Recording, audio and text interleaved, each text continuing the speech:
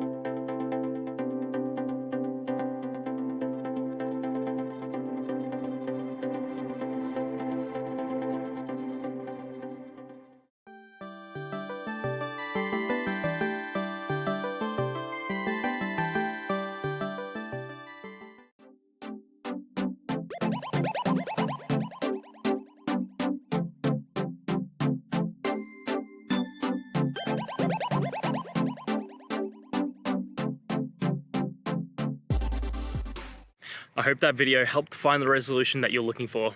And if it did, please, I'd appreciate it if you could hit subscribe. Until the next time that you need more technical help, I hope you have a great one. See ya.